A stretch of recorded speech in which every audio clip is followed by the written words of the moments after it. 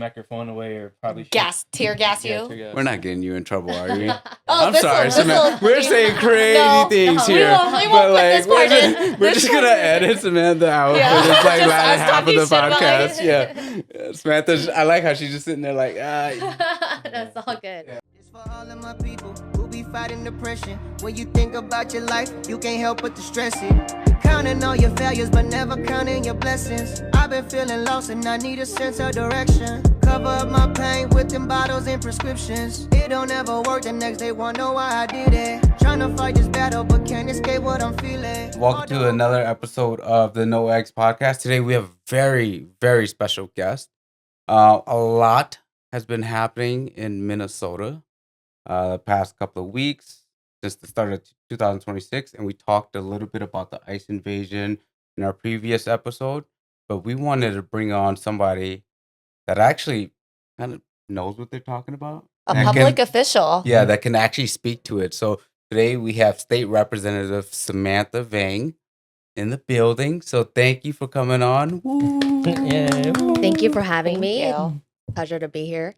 So first of all, before we really get into like the meat of the conversation, we just want to get to know you a little bit more. And so you were born and raised here in Minnesota? Yeah, so I'm actually a North Sider kid. There we go. Hey. Yeah, I was one of those Yeah. inner city kids that got bussed out from the North Minneapolis side Okay. to like the suburbs. And so I attended Armstrong High School and then graduated and I went to a private liberal arts college, Gustavus, Adolphus, Okay. down in Okay. St. Peter, so around Mankato area. And then I graduated. My first job was actually in a nonprofit. And then I ran for office. So I was very Oh, young. right away. Yeah, very Yeah. young when I ran for office. I was 23, 24 Oh, at that wow. time. Yeah. So it's So- been 7, 8 years now. What got you into politics? Like, did you, I'm assuming political science? Yeah, yeah. The only reason I took political science in college is because I took, those in high school you had AP college credits. And so I was, I originally wanted to go do pre-med. And I realized I need to, Typical. Sorry. I know, Yeah. typical, right? Yeah. And I told myself, I'm very outgoing and I'm a very sociable person. And if I were to take the pre-med route, I will be like a hermit in college. Yeah. And so I decided, I'm already ahead in graduation credits for, the social sciences area. And so I went that route, not thinking that I was actually going to be in politics. But I started politics actually very young. I was in high school. And I enter it pretty naively because, I was a young kid. I didn't have any like fun summer activities to do. But my nephew and niece recruited me to volunteer for a campaign. And this,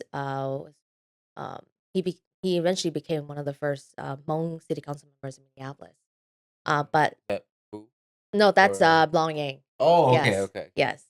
And so his campaign was one of the first ones that I was recruited to help volunteer for. And I didn't know what politics, I didn't know what I was getting into, but my family asked me to come help them. So I said, okay, sure. It's not like I got anything better to do. Yeah. Once I got involved, it was a learning curve. Like you learn very quickly.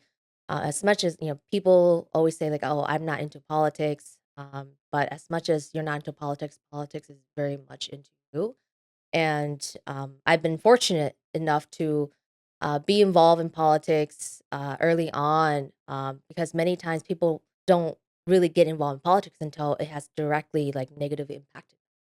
As we're seeing today, right now. I learned very quickly about politics. They decide how much our rent is, how much our mortgage is, how clean our water is. Well, I used to have this belief that like our votes don't matter. Yada yada. Quickly learn, especially like on a local level, it matters a lot, right? Yeah. And then we're seeing now that on a national level, man, like I used to feel like it doesn't matter who's president, only so much can happen. But we're seeing with this administration, like how much can actually go wrong. I'll just go ahead and say that. Pheng, you brought up a great point of, our vote doesn't matter. It feels like that, right, on the national level. But Samantha, can you tell our audience like how their vote does matter in the local level? And Yeah, definitely. If you feel like, on the grand scan of things in terms of voting for the president, and many people do feel like, oh, my one vote doesn't matter, but definitely your vote definitely is much more impactful on the local level. And it also, in fact, impacts you much more directly too. At the city level, people vote for the mayors or the city council members, and the city government level, they tend to uh, focus around the livability issues, like are the streets getting plowed? Is my water Yeah. treatment? Yeah. I feel like that's like I don't know. Right. The For me, basic that's like what I needs. like. Okay, all right, I'm so just if you have like, a pothole, Yes. that's who you want to That's who vote you for. want to, Okay. yeah, that's who you want to contact if you have like, oh, my neighbor is like threatening me, or I'm having issues, or Yeah. we're arguing about our property lines. Like that would be the city or the county level. You talked about your age. You were 23 when you first became elected. Do you get like pushback for being so young? It's almost like a double standard. I think being young, a lot of people can say, "Oh, you're really impressive to be able to, um, achieve this feat." At the same time, they could say, "Oh, you're young, you have a lot to learn." Right. Right. Yeah. And so I think it was just um, a lot of growing for me too. I definitely felt a lot of imposter syndrome Right. being in, because Oh, I was when I'm still the youngest, but definitely I was um, the second youngest female um, elected at that time ever, I think. Um, and it was definitely a a learning curve for me. Like Mhm. you're being out in the public, in a sense, kind of traumatizes you a little bit. Yeah. And so, and then you also having to learn with the landscape. And so I have to once again grow up very quickly. I mean, as refugees and immigrant parents of child of immigrant parents, we all have to grow up very quickly. Yeah. And so once again, I'm also growing up very quickly Yeah. through the legislature. And can we talk about that? Like, I'm just assuming just the classic Hmong story, parents who were refugees, first generation born here, grew up in North Minneapolis. Like, um, talk about like I guess like your childhood a little bit. Is that okay to ask? Yeah, Yeah, for sure. cause like Uh, Northside, dude. We yeah, grew up in Northside. Like we Yeah. understood it. Like we get it. Yeah, because like for us, we also grew up north side Minneapolis, Yeah. and to kind of go back in the voting thing, I mean, we were taught voting matters, your vote Yeah. counts, but we were never really taught why. Yeah. Because they're like, yeah, go vote, but they didn't really, at least for me, didn't tell me like who you're selecting, and then even when I go vote today, like I'll vote for the president or whatever, and then Yeah. I look at the other column, like I don't know what I'm looking It's at. like It's like, you know what, I'm just gonna pick Democrat. Democrat. Yeah. You just go down the road. Um, Yeah. yeah, Or if so you find like a Hmong name, you're like, all right, cool. yeah. Like, And then sometimes, even if you don't want to vote, sometimes it's cool to think that your vote will cancel out the other side's vote. So it's Yeah. like, oh, you're gonna vote Republican. You know what? I'm just gonna go there just to cancel out your vote. Yeah. yeah. It's kind of like, I think, yeah, it's definitely a lot because there's a lot of elections, even when it's non-presidential years, like at the Mhm. local level, and it's a lot to keep up with, like, oh, who's running for office, who that person is, especially when many times candidates were there as from very local communities. They don't have like the money or the know-how to, um, get their marketing out there for people to know, for example, about who they are and what they stand for.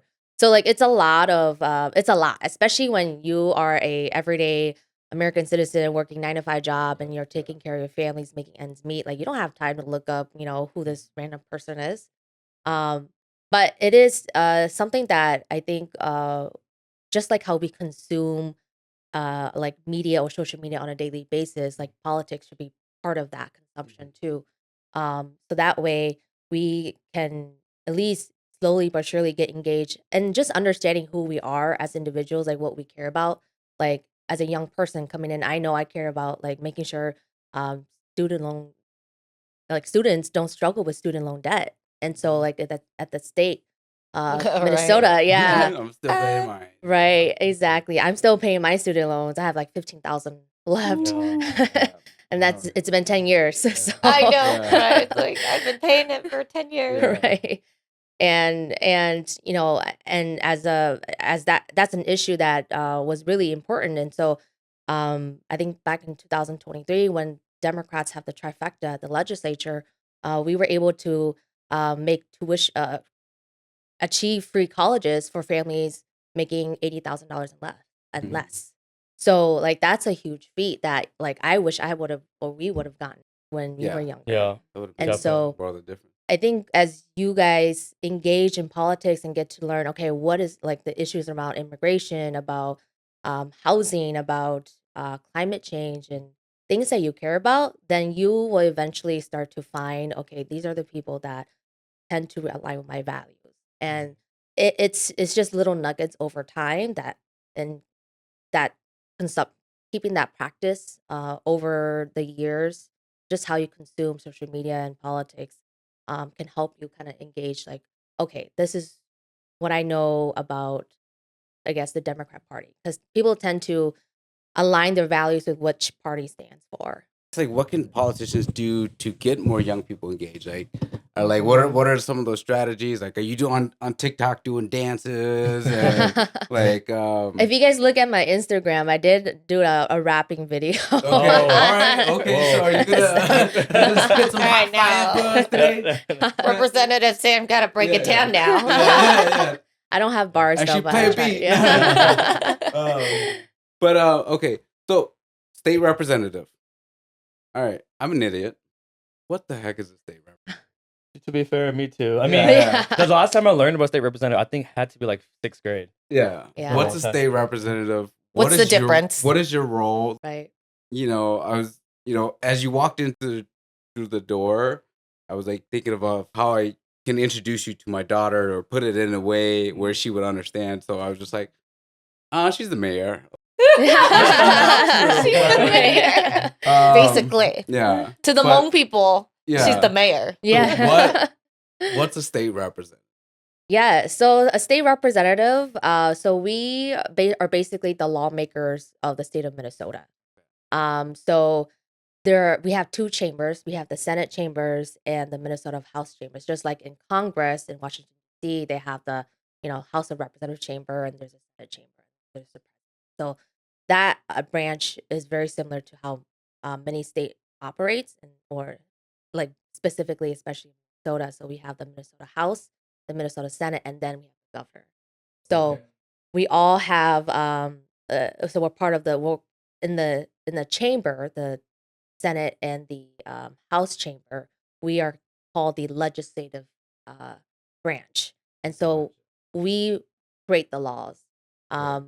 All the property taxes that you guys pay in the state, we collect all of that as lawmakers. There's 201 of us, and we decide the budget for the state of Minnesota, like how much we're going to spend in schools, how much we're going to spend for healthcare, mental health, that, and then we create those laws, and then they pass with majority votes in both chambers, and then it goes to the governor to be signed. So that's really how the process of what our state, what we do as state law.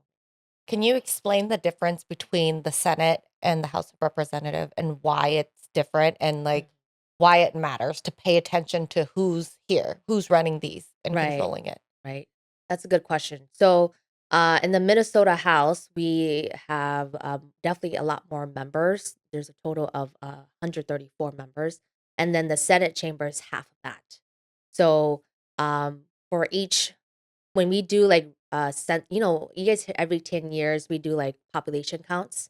So this is where we draw the maps of where each representative represents. So that's why it's really important that you make sure you're counted during census.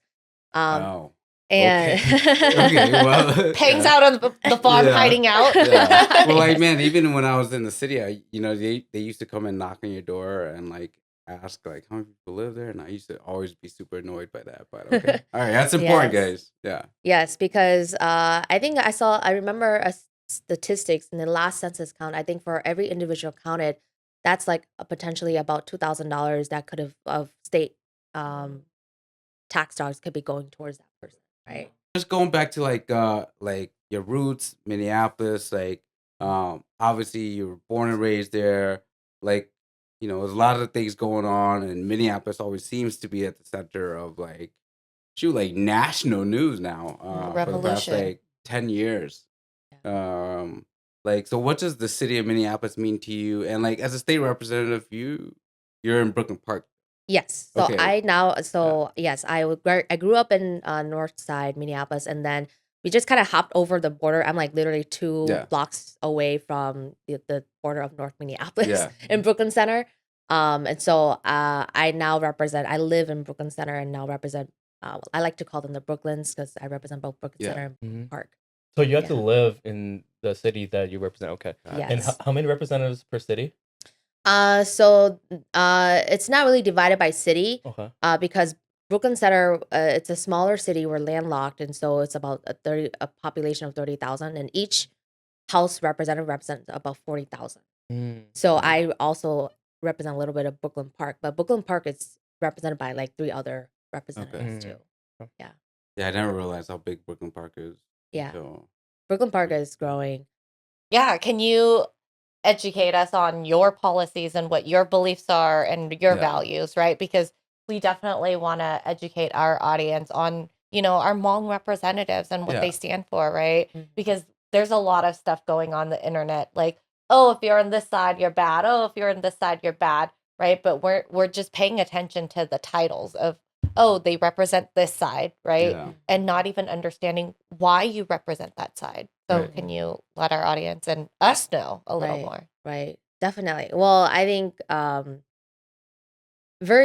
feel very strongly about making sure that people are treated fairly, and that we have a equity mindset about how we make sure that people can. Ultimately, I guess my philosophy is that every person should be able to self-determine the way that they live their Mm. life, right? Whether that's having equal access to opportunities, equal access to education, to uh, having to working with a dignified wage, um, being able to support their family, and also being able to live their own life. Basically, I think that is the utopia that I have always envisioned for like our democracy. That's why I feel very strongly, especially with the history of America being uh, the original sin of exploiting people of color, Mm. slavery, Asians. Like, people don't know, for especially immigration policies. The first immigration policy was against Asian people, Yeah. as the Chinese Exclusion Act, and barred Imperialism. right, Yeah. imperialism. And so, like, there's been laws written in history that has actually pushed back and actually marginalized many of our own communities, and that we're Mm. still experiencing today, even to right now. So so that's always something, like always being mindful of, if for any policy that we work on, that we continue to uplift those that has not always been invested in, right? I was one of the first. I'm actually the first woman of color to chair um, uh, agriculture. Wow. And Ooh. yes, Hey. and my legacy from that is to, because the demographic of farmers is 99% of them are white, Mhm. and one Mhm. of them are BIPOC, and they're definitely underserved. There's a reason why they're definitely underserved. And so, like, my legacy is built on making sure that we um, are able to support the next generation farmers, the farmers that have been left behind, right? Mhm. And so, Payne, like you Hey. are like the perfect example, like who I want to see successful, being able to uh, run a successful farm operation, and also carry that into your next generation, show your children wants Right. to carry on that too. And so I think that's something that that we all want to strive on a human level.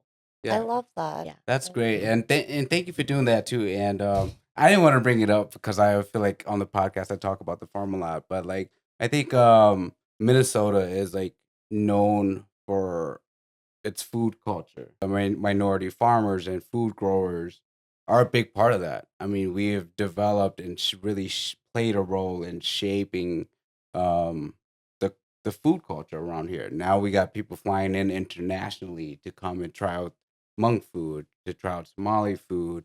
It's become a food hub, and that's because of a lot of like Immigrants. immigrant and small farmers. And as we look into the future, and as a lot of the farmers are aging out, the people wanting to take their place are more people of color. The people that are interested in doing so are like, are people of color and have that immigrant background. So I And we appreciate that come from support. farmers, Yeah. right? If you Mhm. Oh think yeah. about it, like it's in our blood, Yeah. right? Like, man, like when Wanda was here, we talked about how the program, just awakens people. When you start farming, you're like, wait, my hands know how to do this. Like, it's kind of easy. I kind of like picking chilies. Yeah. Yeah, it comes naturally with us. So what is your origin? Because sorry, I keep trying to dig back into like your My your childhood origin or and oh, yeah. Your So story. yeah.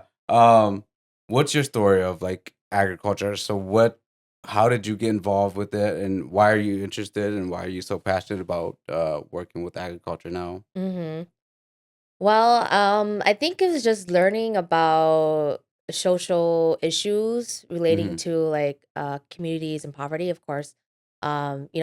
Our family, we grew up poor. We relied on government assistance Mm-hmm. um to make ends meet but then, I was a young child. I didn't know that I was poor. I just Yeah. remember, I have really good parents and they are my best supporters and they filled me with a lot of love. So I don't remember being poor, but I do know that I was poor, but Mm-hmm. it didn't feel poor to me. Yeah. I remember we will get Christmas presents donated from churches. And that wasn't uh I think objectively you kind of know that that's but as a child you feel grateful and Yeah. you feel love from things like Yeah. that. You're It's not And ashamed. yeah, right. You're and you not didn't know ashamed. like Yeah. you didn't know that was out of the norm. Like I didn't realize I was poor until like we applied for college and you applied for FAFSA and they asked for like your family's net worth.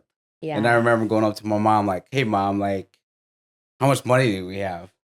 And they're Mhm. like, "Oh, zero." And I'm like, "Oh, my mom, she's just a dumb immigrant mom. She doesn't know or like an immigrant parent. Like she doesn't know what I'm talking, like what I'm asking." And I'm like, "No, like how much money do we have?" And she's like, "No, we have $0. Like we have zero." And if you Reported. and if you talk about, you know, our loans, if you include that, we're probably negative. I'm like, "Oh shit." And then that, you know, that's when I realized like, oh yeah, like I knew like, we were poor, but I didn't know had like Right. zero and Yeah, to our name. yeah. For me too. Like when I was younger, I didn't realize I was poor. But there was definitely signs. Like Yeah. sometimes we would go to like the scholastic events at school where people bring money to buy those cool books and Yeah. stickers and stuff. We'd all just go take a look, and then I'm looking at my white friends. They're pulling out like $20-$30. I'm like, Yeah. oh, that's That's nice. crazy. Yeah. That's Mhm. nice. And yeah, for me too. I think when I went to college, because I went to St. Thomas, that's when I realized too. I was like, damn, because I just had like an Integra. Everyone else is driving like new trucks and Yeah. MacBooks and everything. I'm like, oh damn, That's life that's what it changing. is. Yeah. Yeah. Yeah. And Danny grew up rich. So. No, I didn't. No. I'm just kidding, Danny. No, I didn't grow up rich. My dad, props to my dad, right? He started his own business. But this is the thing. We didn't grow up rich because there was 6 of us. Yeah. So I didn't mean we it. were Yeah. not rich. My dad had to care. And it wasn't like 6 spaced out. It was like, you got 6 kids around the same age, Yeah. all spaced out within the span of a year. We were not rich. We were barely making it. Yeah. I'm sorry. I didn't mean yeah, I hope I didn't like No. This is the thing. I know my Yeah. privilege. I recognize it, right? Yeah.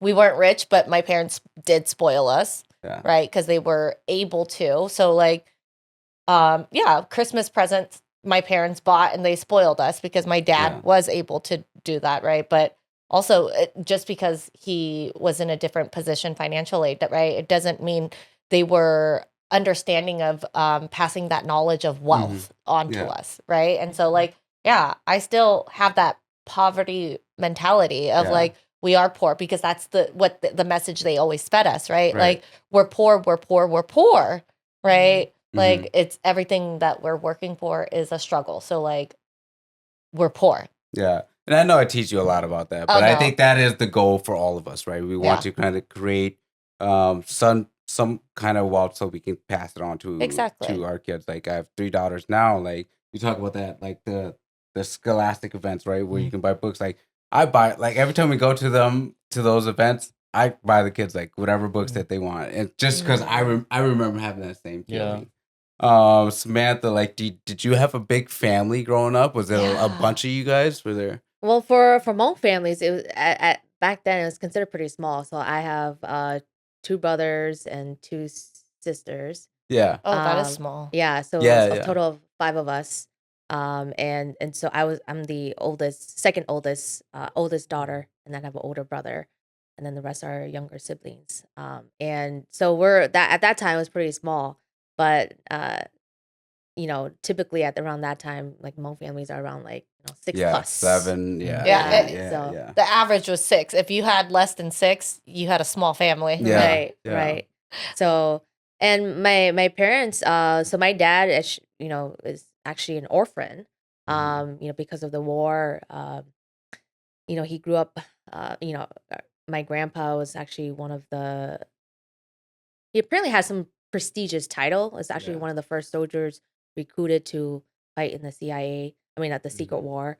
And then, yeah, he passed away because apparently in the jungles when they were fleeing, um, and and my dad's mom, she was the 5th wife, and so she remarried and left him, and so he became an orphan, and my parents and they met in Thailand, I believe, yeah, and then uh moved here, arrived in Minnesota in the middle of winter, in 92, 93. Then I was born shortly after that.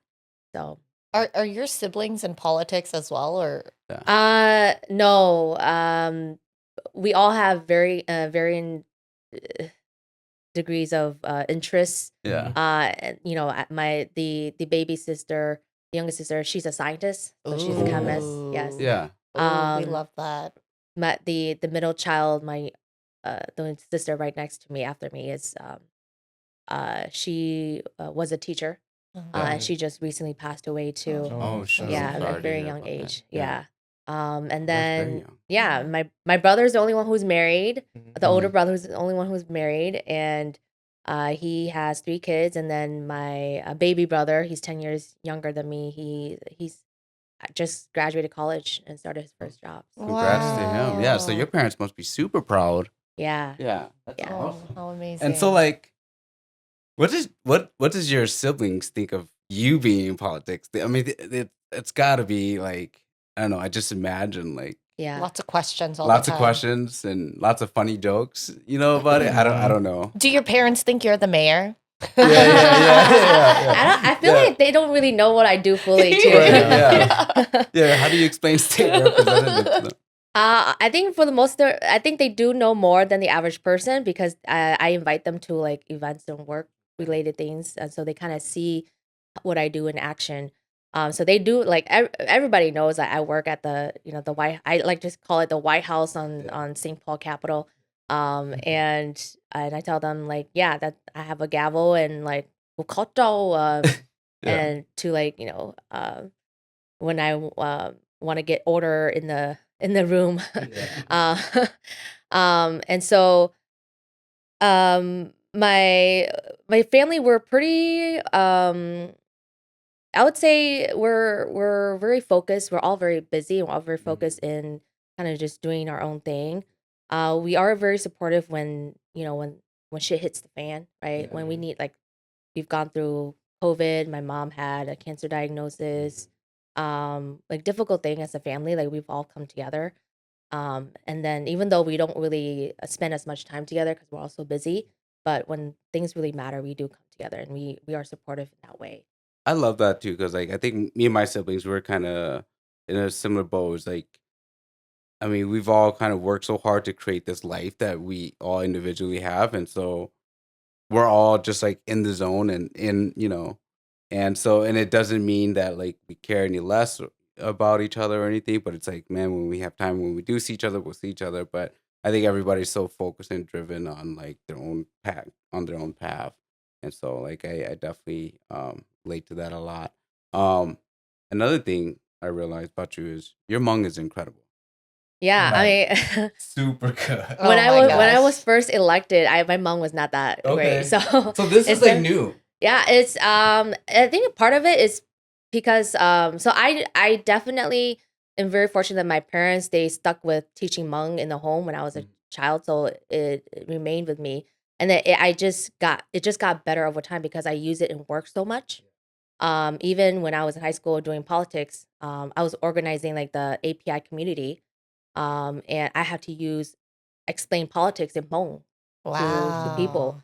and so um uh, and back then older people tend to vote are more willing to vote than younger people. Younger Right. people you kind of have to like kind of drag their feet a little Yeah. bit, Mhm. but older people they want to vote because they are so proud to be a U.S. citizen, Oh. especially after they've come through war-torn countries. They're really proud to be in a government that they can They have a voice. right, their Participate in, voice, yeah. right.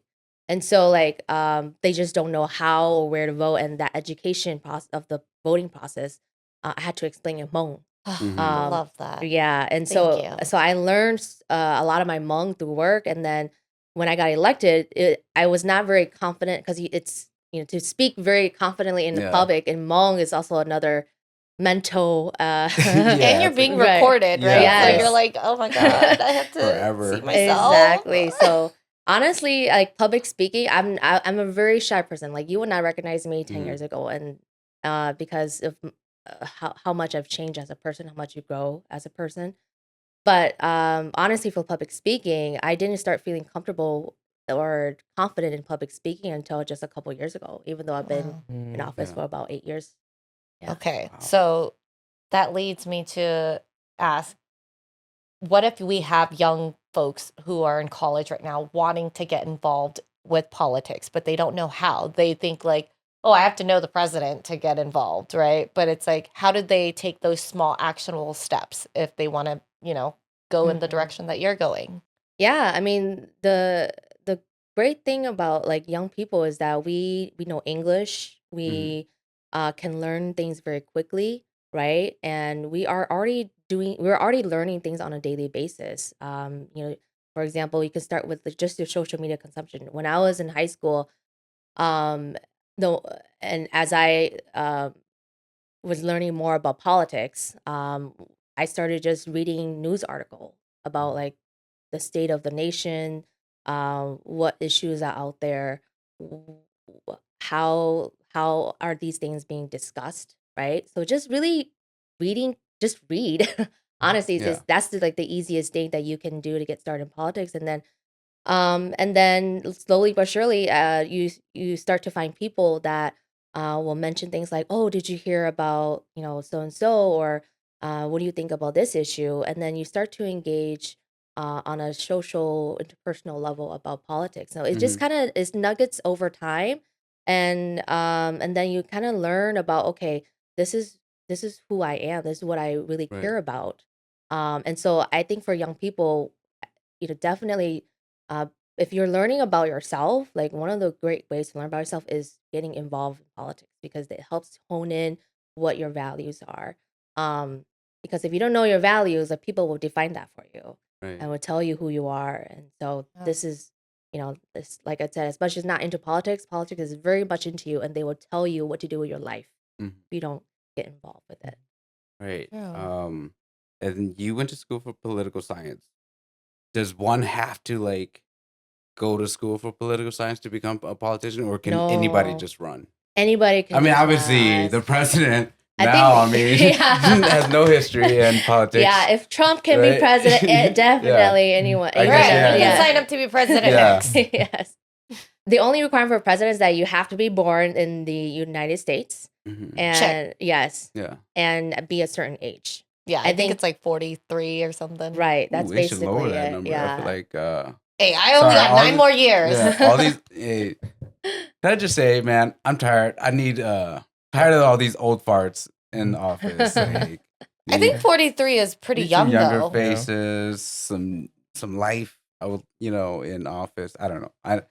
There is But- a reason why there's a lot of older people in office is because they can afford to be in office. Mm, yeah. I feel very fortunate to be able to be in office is because I'm a single woman and I can support myself and dedicate my life Mm. to the work.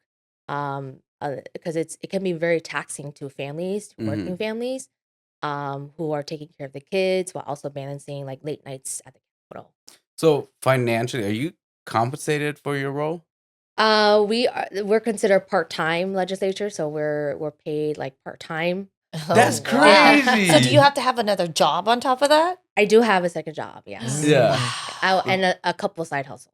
Dang, yeah. So you can check Samantha out at Yeah. McDonald's, like Y'all just serving out that, burgers. like, Yeah. House of Representatives getting paid. Like, yeah. nah, they're doing it from their hearts. Yeah, it's truly Yeah. public service work. Yeah. Wow. Okay. That's That awesome. makes I did You not guys know can look that. up our salaries. Like you can look up any public official salaries on Google. All right. Okay. Yeah. Yeah, I didn't know. Yeah, I had no clue. I just thought, Public I servant. just thought they took care of you guys at least, like at the bare minimum. Nah, Peng. Yeah. Nah. Yeah. So I can be a therapist and You should definitely run. Yeah. Yeah, you're Be great. a Like politician, public yes. speaker. just kidding. Yeah. No. Yeah. Well, People would be like, we waiting outside, girl. Yeah. We waiting outside. I talked to him and shit. No. that's like a requirement, though, ain't it? Yeah. I mean, we just learned like those are the that's how you engage people on social media, right? You Talk just shit. yeah, you Mhm. just You go just see on- me going off yeah, Twitter just go on the wild. press, yeah, Just go rage crazy, baiting. yeah. Like, you know what? Call It's people my outer pigs, rage you bait. know? You know Wendy's Yeah. when on Twitter? Yeah, Yeah. that's gonna Oh, be yeah. We have 9 Hmong politicians in Minnesota. Is it 9? 8, we 9? have 11. 11? Ooh. Well, actually, we have a lot more API politicians or Hmong politicians, but specifically at the Minnesota legislature, the state capitol, we have 10 API legislators, and Mhm. 9 of them are Hmong. Uh-huh. And then if Mayor Kali was still at the Capitol with us, it'll be 11 Hmong. Okay. Mm. But she just Legislative. became Right, the next mayor mayor, of St. yeah. Paul. Mhm. Which Okay. we love. Yeah. Yes. we Shout out to love. her. You got to come on the podcast too. Yeah. Yeah. Why do you think that's the case? What does that mean for Hmong people? Mhm. And why are we like so involved in the Right. political side of things? Because I feel like that's kind of more than the norm, right? I mean, Mhm. we have a large population here, but still, like, I feel like that. I would say so. A lot of the Hmong politicians that were first elected, especially like Senator Mimoa, or Sai Tao, and then even when Senator Fong, and even when me and Representative Fu Li and Representative Jay Xiong was, and Senator Tu Xiong, like we were actually, you would say, looking back now, we're probably one of the first few like Asian American organizers within the Twin Cities area, and they, just looking at understanding, these are people who are probably the first child of immigrants to like get involved, to understand like the political landscape, be educated, and get involved, and get motivated because we're so frustrated about how our families are living, that their ability to understand and get involved in political issues, I think just kind of grew from that. And so, and then I just became one of the more crazier ones to get involved too. It's actually, to be involved in politics, you have to be a little bit. It's actually not normal.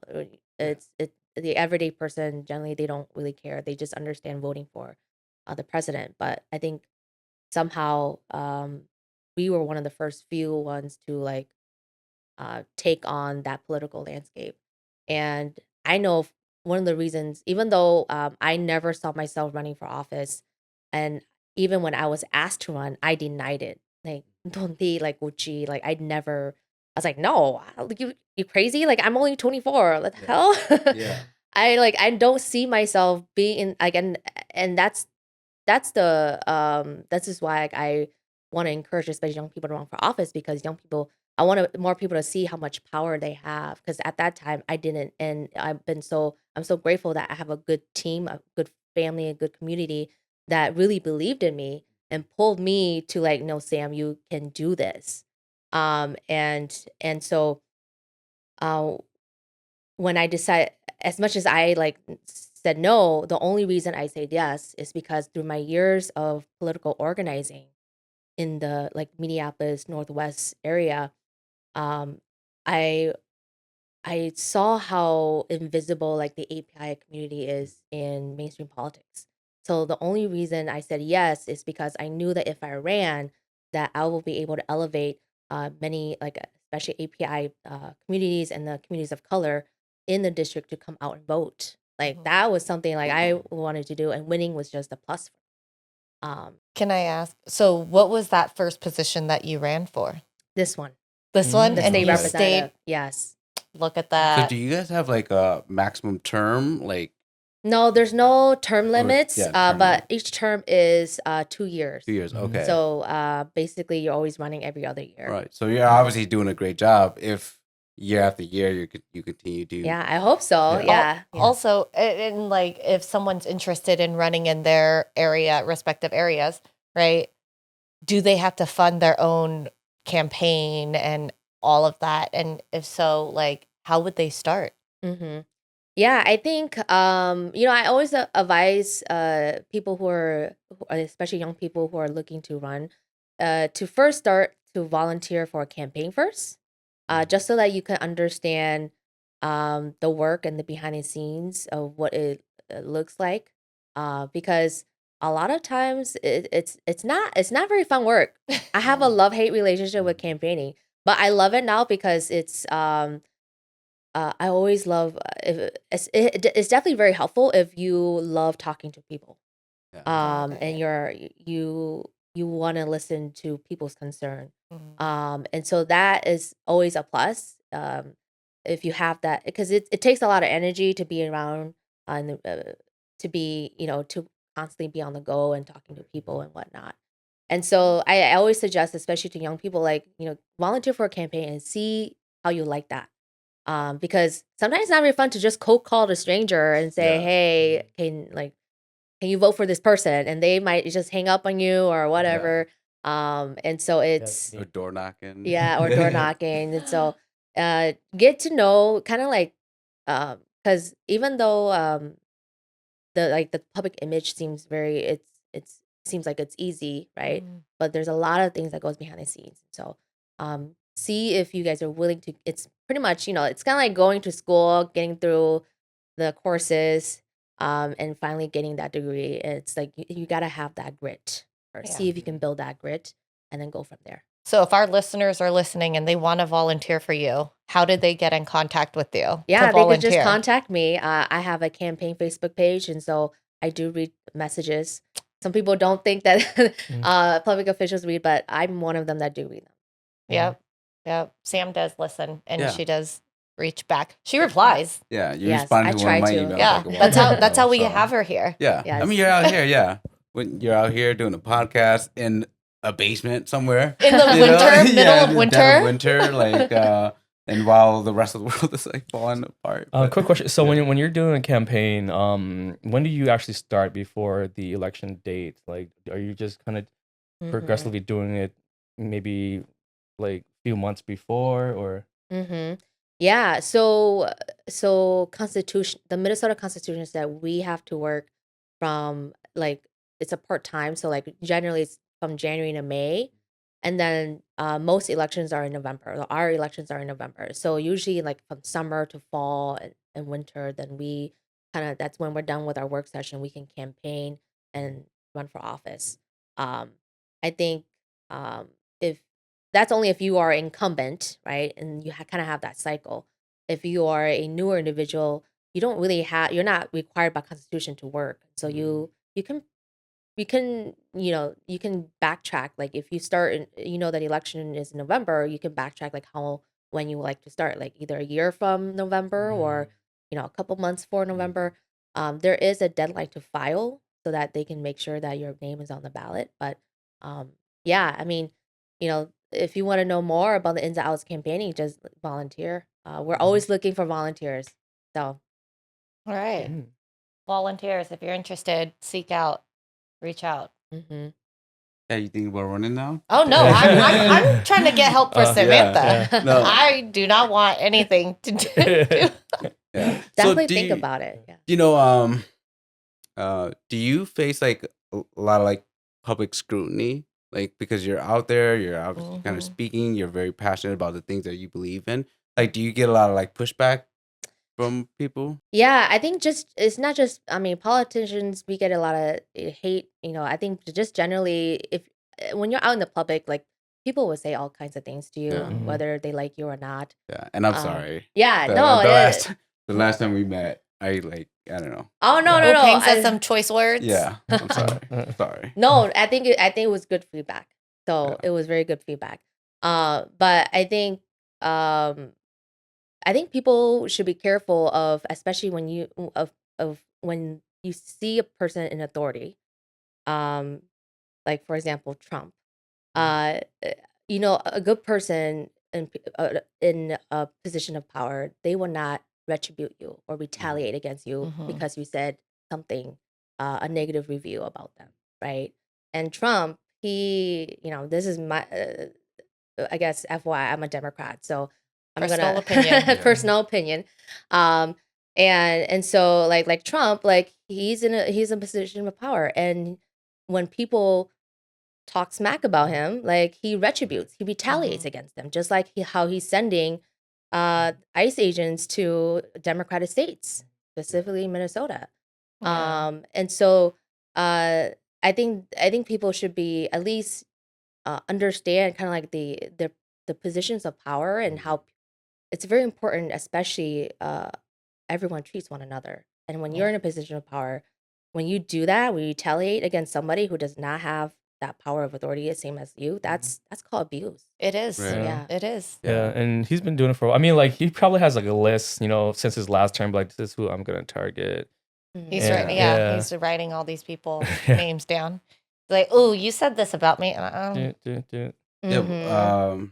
there was a thing where he defaced all of the like in the White House, he defaced like all the portraits of all the previous presidents. Oh, Something I don't know how really? you- I I didn't think I saw Yeah. know. something like that. Yeah, too. yeah. Wow, I what a forgot what he- child. Yeah, like that's Yeah. crazy. Yeah.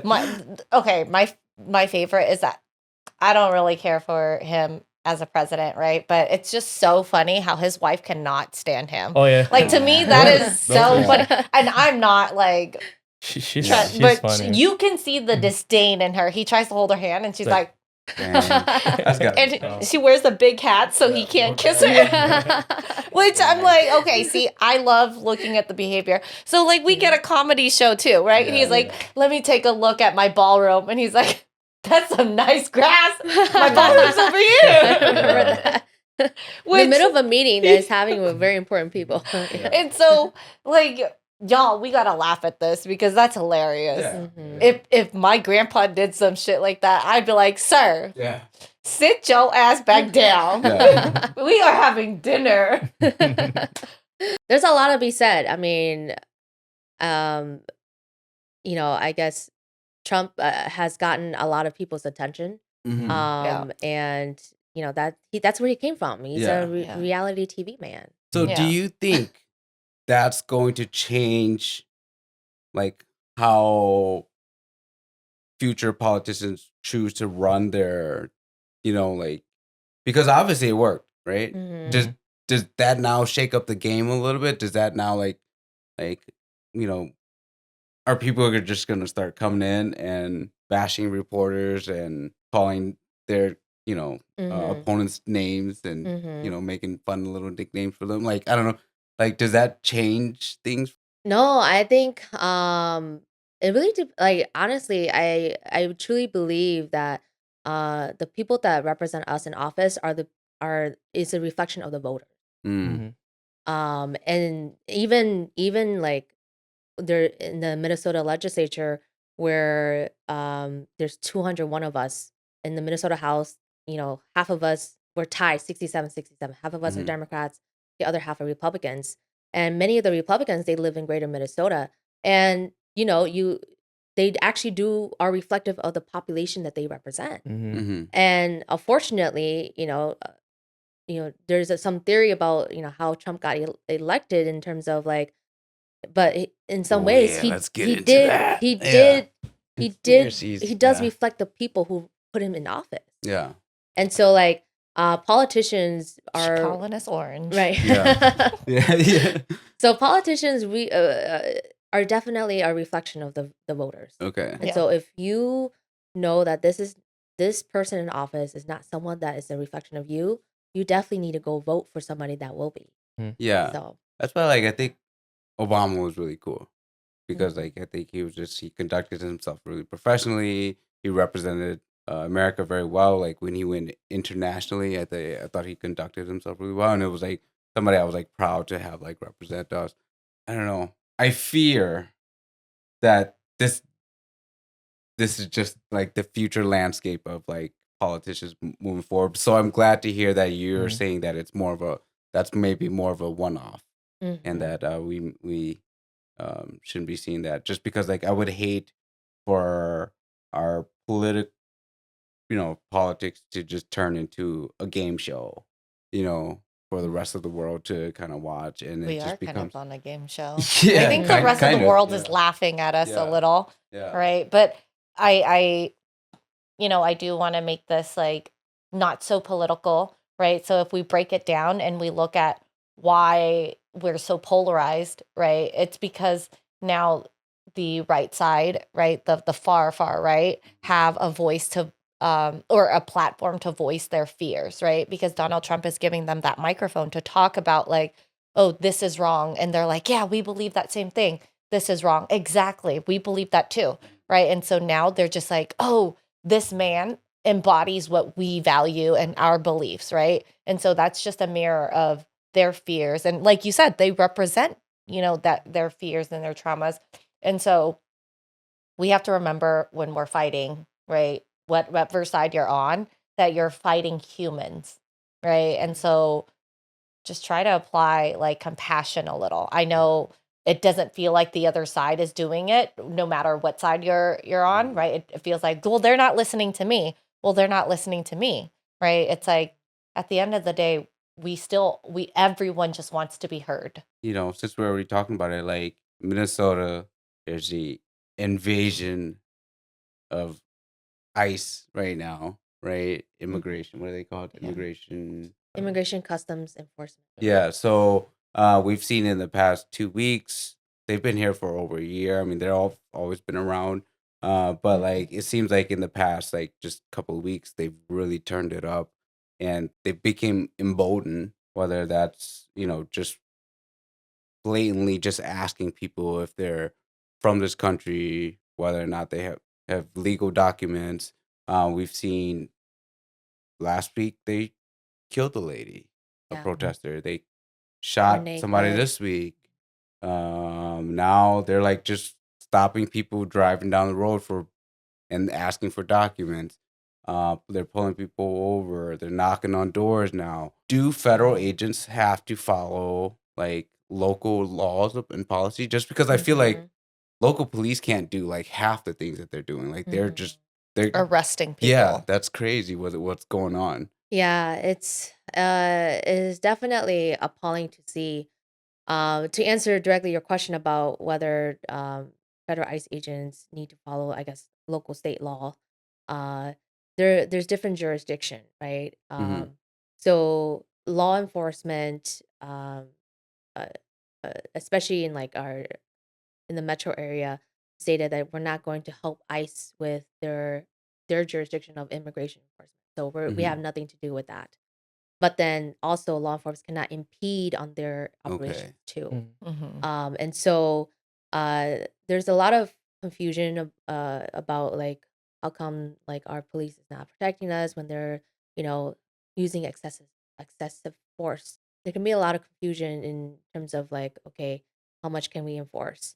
Um, this is usually for local law enforcement. They're trained to identify themselves, not wear masks. Mm-hmm. Right. And yet, we have these federal ICE agents coming in wearing masks and not identifying themselves. Mhm. With mean, big old guns. Right, with big guns. Yeah. They're acting like gangs in uniform. Honestly, Yeah. The Yeah. group of Um, vigilantes. Like if Yes. someone pulled me over wearing a mask, do you think I'm gonna be like, "Hello, Yeah. officer"? Yeah. But No, now, yeah. I'm gonna be scared as But I see hell. like on their uniform, they have police on their uniform, don't Yeah. they? Now, I think it says 'cause I think it's something. no longer Their title. because it used to be ICE, but I now don't know. like I've been There's seeing in different. recent videos, like it's just Yeah, it just they've been says straight up using very police. So it's like questioning, deceptive almost. deceptive tactics Mhm. to And some of them are in plain clothes. Yeah. yes. And like someone's just grabbing you, like how do you know who they are and then bring you into a van and beat you? I don't know.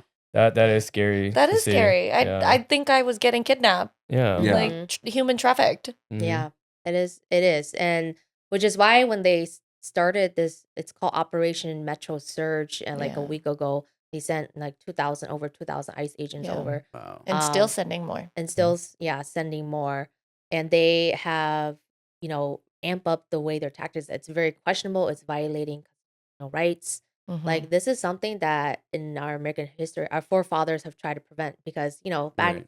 when America was being founded, we were fighting the monarchy, Yeah. and the British troops would come in and invade people's home and threaten them with guns or things like that. And we don't. This is the very reason why we have constitutional rights, so that doesn't happen again. Right. And here we are, we're at the front lines of that, and so this is kind of like an erosion of. It's very scary to see an erosion of that constitutional rights. Right. Seeing around protester where they're peacefully protesting, like it's legal for them to honk, it's legal for them to blow whistles, it's legal for them to record, and Mhm. yet they're getting retributed or retaliated against them. Right. Yeah. I read somewhere where it says like coming to the US illegally or undocumented, yes, it's illegal, right?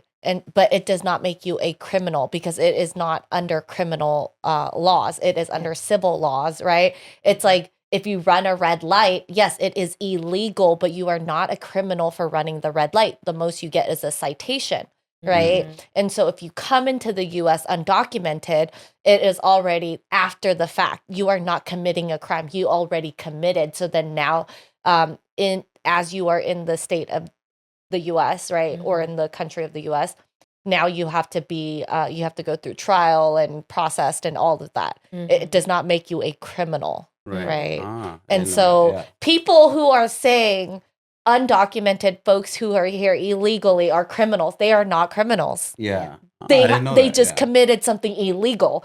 So all you people who are speeding on the highways, running red lights, being assholes, you're illegal too. You're Right. doing Something illegal. illegal. Yeah. Right? Yeah. You're yeah. doing illegal stuff. Yeah. So let's clear that up, Yes. right? Yeah. I didn't know. Yeah. I didn't know that. Yeah. I don't either. I know. I didn't know Um, that too until I started reading.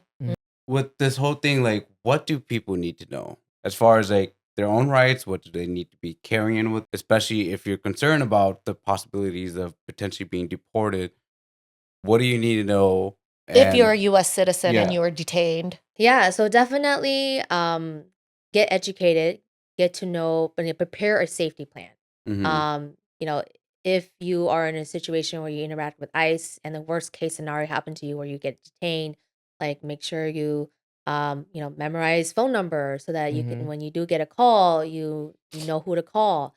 Yeah. That you make sure that someone is taking care of the important things that you value in your home, for example, and that you prepare your documents ready to whether you're a citizen or not, prepare your documents so that um, there's a question whether people should carry their original documents or not, because if you carry your original documents and you get detained, your family don't have access to those original documents too.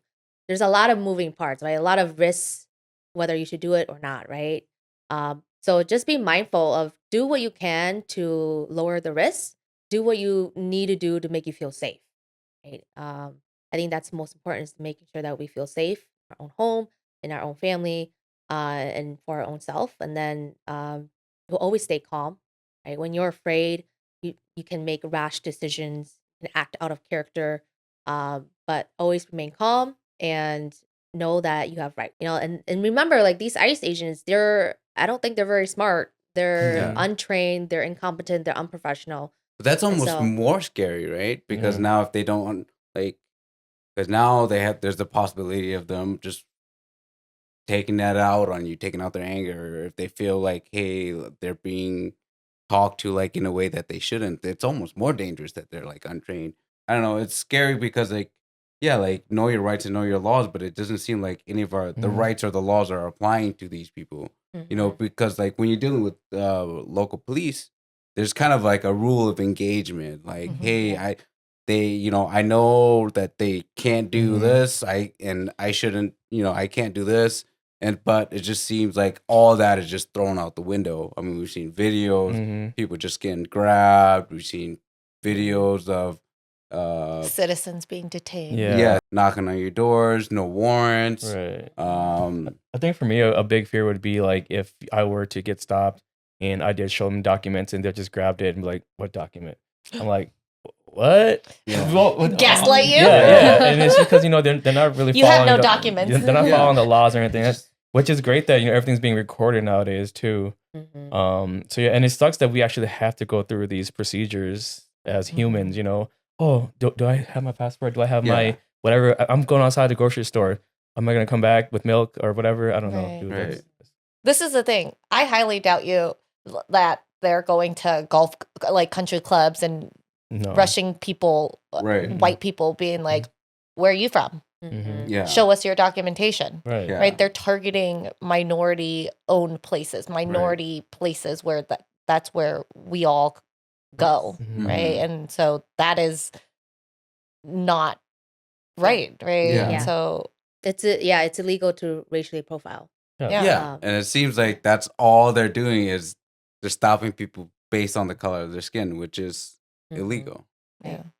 Yeah, which is why, like, our Attorney General Keith Ellison has started a lawsuit Mhm. against the federal government because the ICE agents are acting unlawfully, Yeah. criminally, and you hope that if you do interact with ICE, that it's just a quick and easy interaction, Mhm. then you move on, but you don't know what you can get, and so always prepare for potentially the worst case scenario, but always remain calm and know that we're all human beings. We can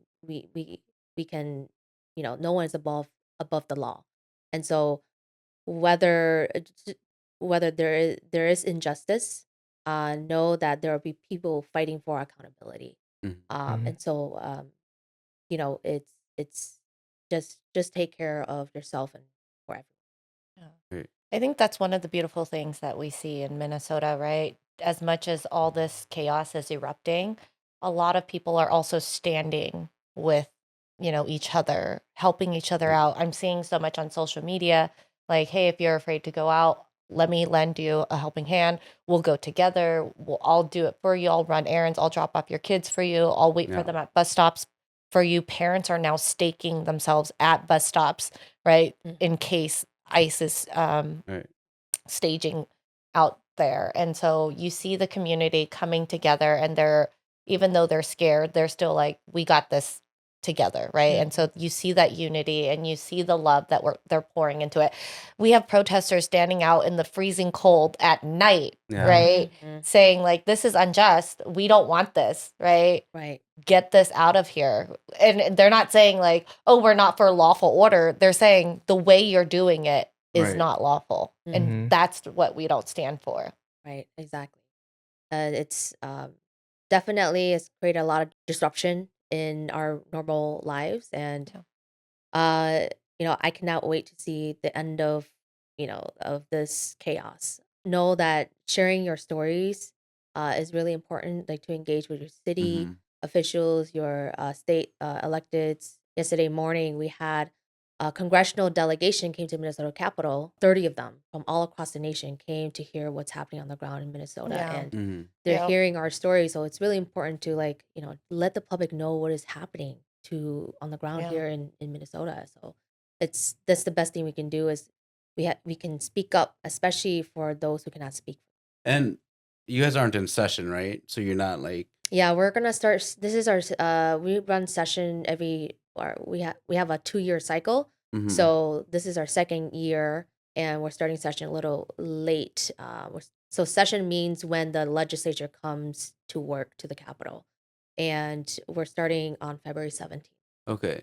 Because like I don't know how much interactions you have with like maybe some of your conservative counterparts, but like what are their thoughts of all this? I can't see them like backing this, but like I mean, I wouldn't put it past anybody. The world is crazy right now, but like the idea that you can just have this federal agency just completely overreach and kind of do whatever they want, like Right. I can't see either side stand on behind that, and that's why like yeah, it's become more of a human rights issue than it is a right and left. And when I still hear people try to like defend it, Mhm. like it's just like crazy and mind blowing. Like it Yeah. doesn't matter what side you're on. Like that's like nobody, especially here in America, should be treated that way. Mhm. That's just I don't know, it's just so mind blowing. So like I guess like my question to you is like I don't know like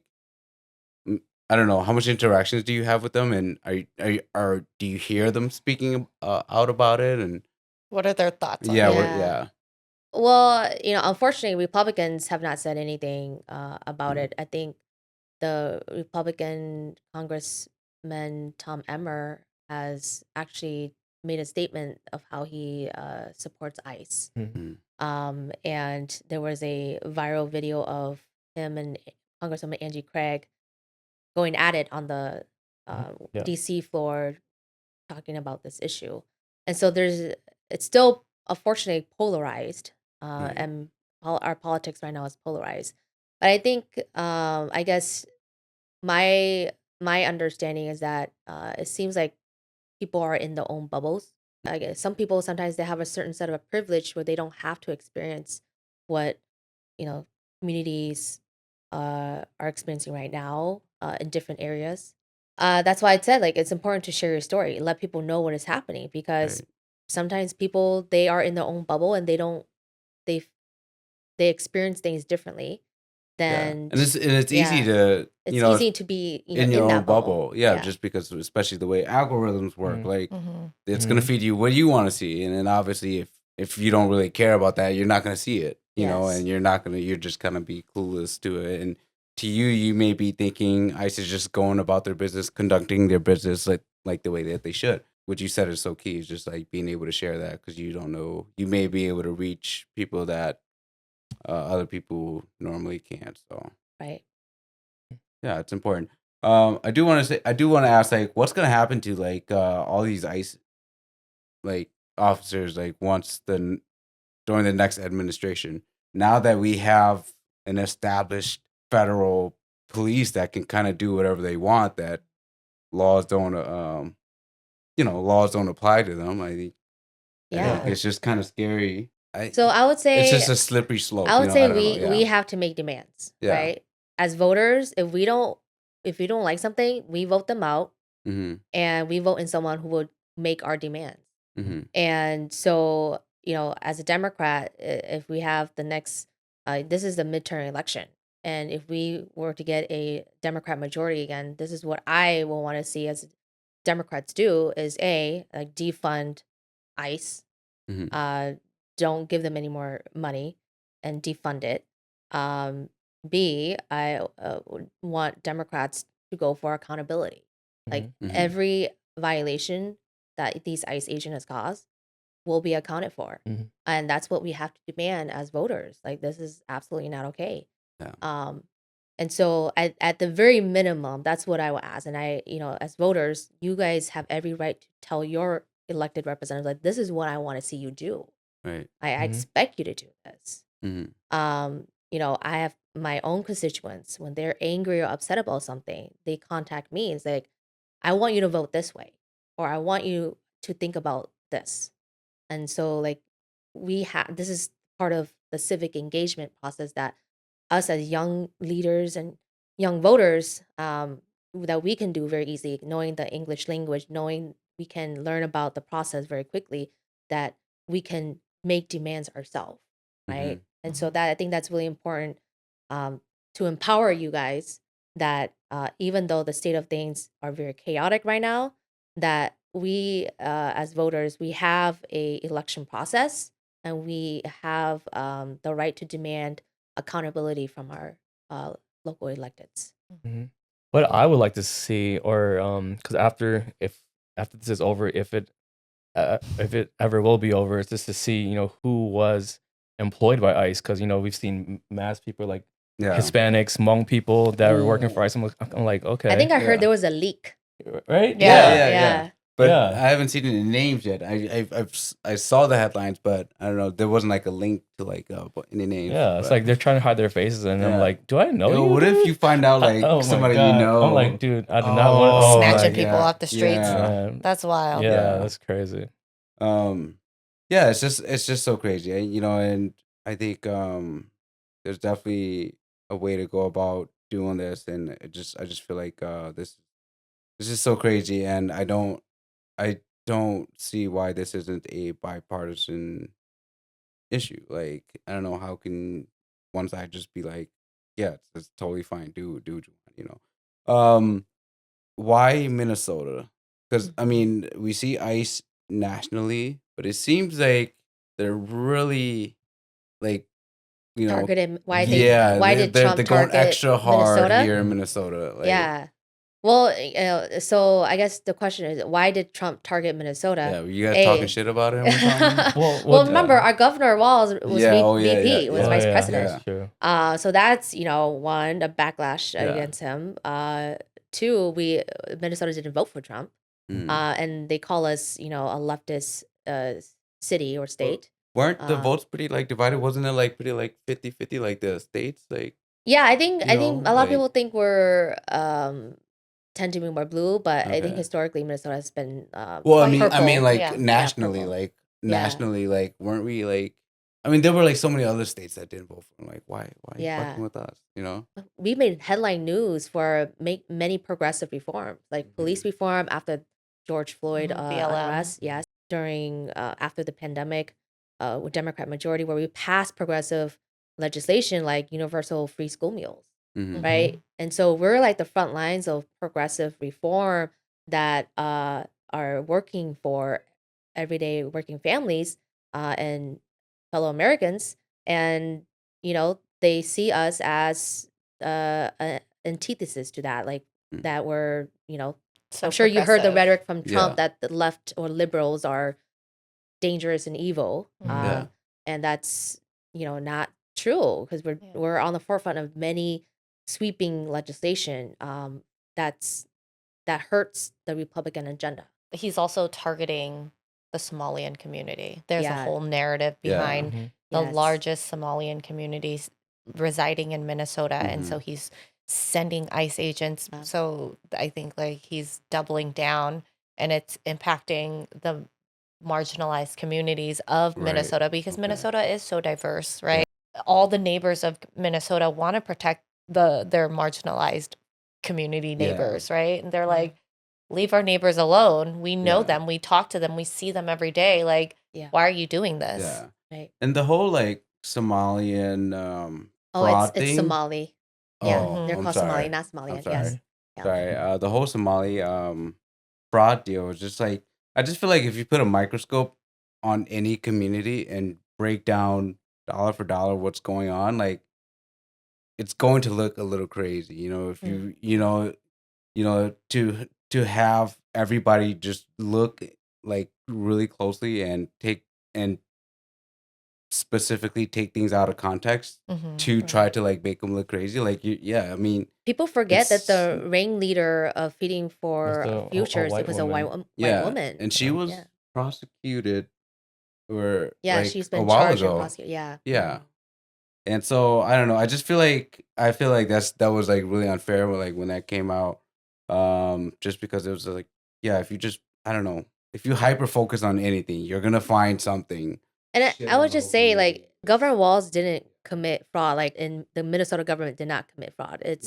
It's outside parties who took advantage of these services Right. Yeah. and exploit marginalized communities to get Exactly. these money. Exactly. Right. And I would say just to broaden the fraud issue a little bit more is that how fraud is not only specific to Minnesota. It's Right. it's all over. You can look for fraud in any other state and Right. see it. Florida. Yeah. Right. And Yeah. fraud definitely has a high. Florida Yeah. definitely is a big issue in Florida. Yeah, exactly. And But What's we're going not on? looking at What's them. going on in Florida?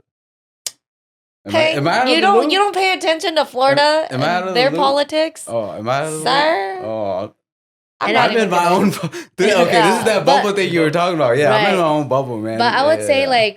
like fraud is not it's not committed by the government. There's no corruption in the government. Right. It's committed by Individuals. outside individual bad actors. And how we all should agree that fraud is a issue. It's Yeah. a problem. Mhm. How we resolve that is not blaming communities. It's about making sure that our system is protected against fraud.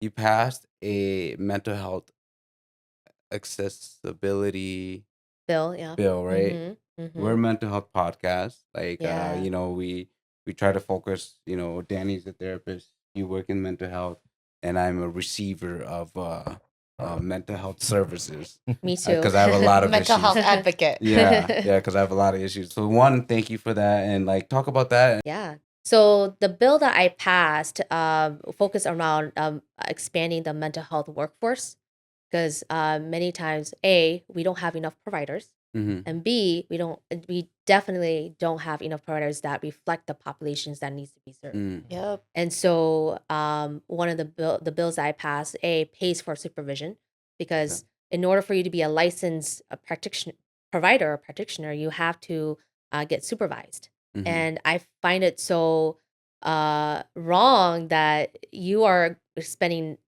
lots of money going to school Right. to become a mental health provider. And then after school, you have to get supervised. And you have to pay for somebody to supervise you. Yeah. And I was like, that's ridiculous. Like, we're gonna pay for your supervision now. Ah. So that they can finish their supervision hours, take the test, and then get start practicing. Got it. So that's Okay. one because there's that bottleneck there with trying to get people to finish So that license. my wife is she's doing that right now, so she's like under supervision right now. So previously, you would have to pay for that to go Yes. and do work for like a private company. You would have to pay them. Yes, you so have that to they find can somebody to supervise clock in your you. hours. Wow, that's insane. Because you're kind of doing something similar right Mhm. now too, aren't you? Mhm. Yeah. Yep. Yeah. Wow, I had no clue that was like that's I don't know, Yeah. just kind of insane that you would. This is the work of a policymaker. You have to look at the nooks and crannies of little things. So Okay. Yeah, sorry, I didn't mean to just totally change the subject. Were we done shitting on ice? Or- I don't really have anything else to say. I'm so tired. Ice of is talking exhausting. Yeah, it's been a full week and of I know. digesting all that. I think stuff. collectively the whole state of Minnesota is feeling heavy, right? Yeah. It doesn't matter again what side you're on. You're feeling like I'm kind of tired of this. Like, gosh, just stop Yeah. being assholes now. Yeah, and then that's the tough thing too. Is like sometimes you want to turn it off to protect your own mental health, right? But at the same time, like not being aware of what's going on is also not helping. Like I wrestle with that just because like I'm a father of 3. We're like, hey, paycheck to paycheck, we're trying to do our thing. Like sometimes I'm like, man, I can't keep up with this, Mhm. right? Because man, if I watch too much of this, now I'm in a bad mood and it's gonna affect how I parent my Yep. children. Like, yeah, would I love to be out there protesting? Absolutely. But also like, man, I don't want to put myself in a compromised position and have my kids like watch me fucking get hauled away. You in don't want to be some- the second Renee Good story. Yeah, exactly. And so I don't know. It's always so tough. And we talked about mental health, and it's everywhere. But at the same time, like it's so important to stay aware of it. Yes. And it's like turning a blind eye is it's not terrible. Yeah. But it's also like man, like Can I I don't know, can I there's so say much- something? Yeah.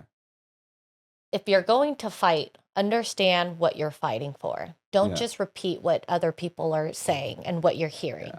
right? Because there is a lot of damage going around too, with a lot of people saying like, "Oh, don't go to this business because they support ICE." You guys, not all of that is true. So Yeah. what you consume on social media, double check, right? There's a lot of false information circulating. And so really, if you want to fight, that's okay, right? That's why you live in the US. You are allowed to have an opinion. You are allowed to speak up. It doesn't matter what side you're on, but make sure you're not just repeating bullshit, Right. Yeah. right? Because you're hurting people. These are real lives that are getting hurt, Yeah.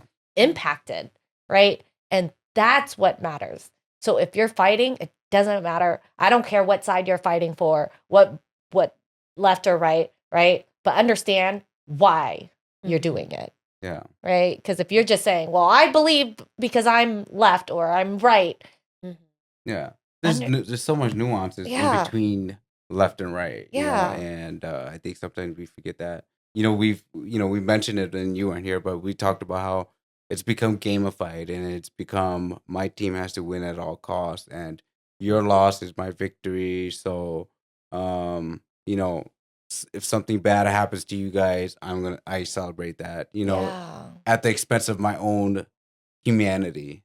You know, and we saw this with like when women lost their reproductive rights. I was like, they were like women celebrating that, and I was like, hold on, like I know you don't actually believe that, but but because your team won, Yeah. your team won, you're like kind of happy about that, and I don't know. And then it just continues to amplify until we're here where we're so polarized. And that's Yeah. why, like, I don't know, I did ask about your like Republican, I guess, I don't know, what would you Constituents. yeah, like Or what do you call it? colleagues. Yeah, Yeah. colleagues, yeah. Mhm. Like, I'd love to hear what those guys have to say about this, but Yeah, I I mean, don't know. unfortunately, they have not said much about Yeah. what is happening with Operation Metro Surge.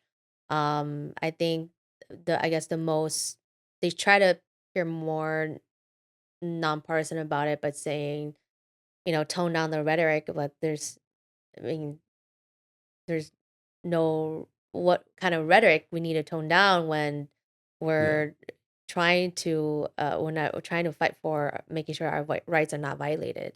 Right. Um, it's it's not about toning down the rhetoric. I mean, I think it's just um I think what Danny said is right. Like our word choice is very important.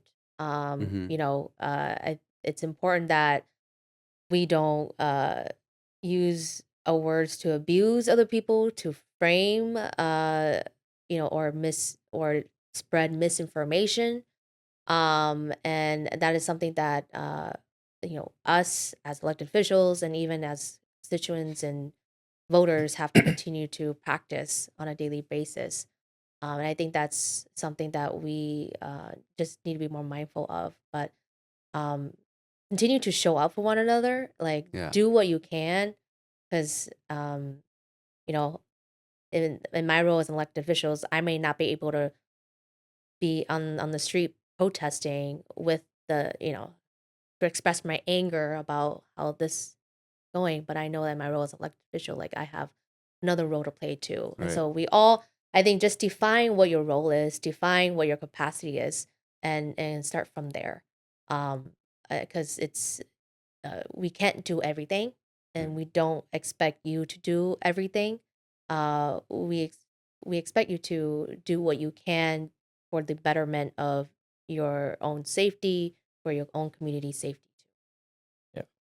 And I just want to point out also, we do, of course, encourage everybody to, stay to their true beliefs and be respectful of everybody else. Mhm. And but it also you realize it's kind of really really hard to do that too, because especially if the other side is kind of Loud. and doing tactics such as spreading misinformation. So then you Yeah. have to Yeah. try to kind of crowd control that, and you don't want to spread misinformation either. But they're doing Right. it so hard Or even like, when you're talking to someone, you're like, hey, Renee Good shouldn't have gotten killed, and then they're like, well, she shouldn't have been there.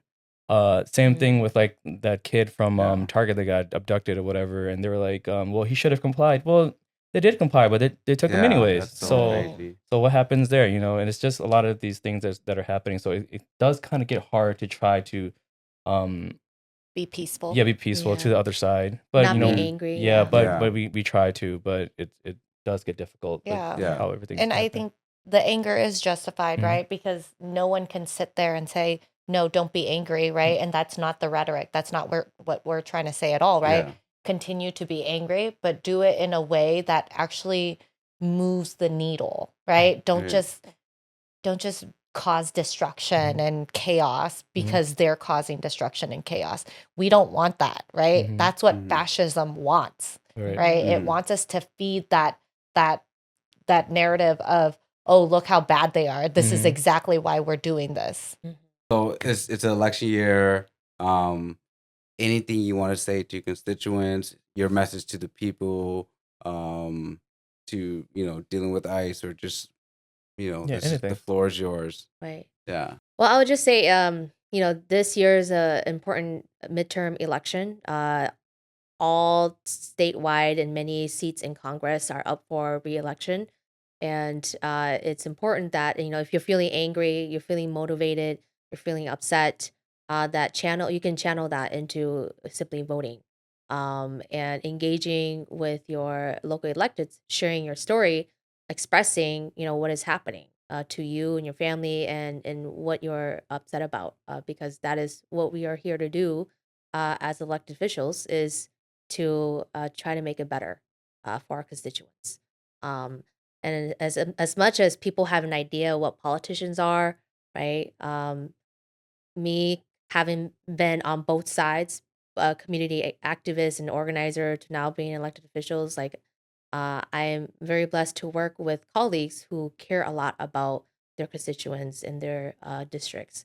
And I can say that people who do public service really do care about what they're doing. As much as the media is saying about how certain politicians are, the uh, we're all very complicated individuals. But at the end of the day, I do trust that at least at, that you can talk with your elected officials and expect that they make it better for you. And that's something that we should all strive for. Beautiful. Yeah. Now do it among. No, Yeah, I'm just no, kidding. no, no. I'm just kidding. I'm just kidding. But that's Samantha, man. Thank you so much. Thank you We for having appreciate me. you. Thank you. Yeah, it was beautifully said. Yeah.